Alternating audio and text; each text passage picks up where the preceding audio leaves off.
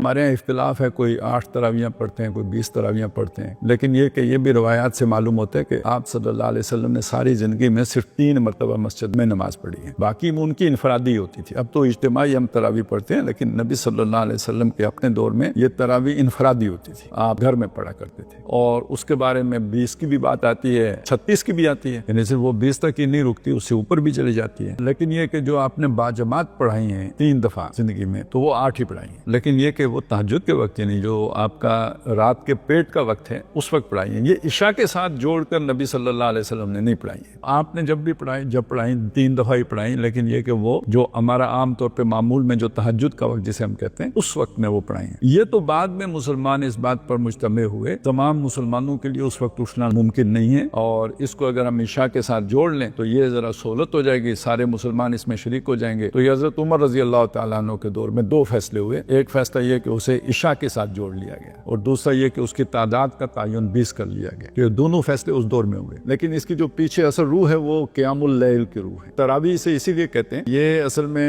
وقفے سے پڑھی جائے گی، 4 رکعتیں پڑھی پھر وقفہ کیا، جس میں ہم تسبیح پڑھتے ہیں آج کل۔ تو یہ وقفہ اصل میں آرام کے لیے، استراحت کے لیے تراویح اس لیے کہتے ہیں۔ تو ہم نے ایک تو اسے عشاء کے ساتھ لایا، اور دوسرا جو اس کے درمیان والا وقفہ تھا اسے صرف ایک جو ہے نا وہ دعا، تراویح کی دعا جو ہے یہ حد تک محدود کر لیا۔ وقفہ ہمارا اتنا سارا ہوتا ہے جتنا وہ دعا پڑھنے میں لگتا ہے۔ تو یہ ہم نے وہ ساری جو اس کی فقہی ضرورتیں تھیں وہ تو پوری کر دی، لیکن وہ جو اس کی اصل سپرٹ تھی وہ نگاہوں سے اوجھل ہو گئی۔ ہمارے اس دور میں آ کے اسے آپ کو پتہ ہے کہ ڈاکٹر اسرار احمد رحمۃ اللہ علیہ کو اللہ تعالیٰ نے توفیق دی، انہوں نے اس طرف توجہ دلائی ہے، ان کی اپنی زندگی میں ہی کافی کام پھیل گیا تھا۔ اب تو تقریباً بہت ساری مسجدوں میں اس کا اہتمام ہوتا ہے کہ کچھ خلاصہ بیان کر دیا جائے، کچھ اس طرح تراویح پڑھ لی جائے، اگرچہ کہ یہ تراویح اس طرح پڑھنے کا معاملہ کم ہے، لیکن اس میں اصل جو زور ہے وہ قرآن پر ہے۔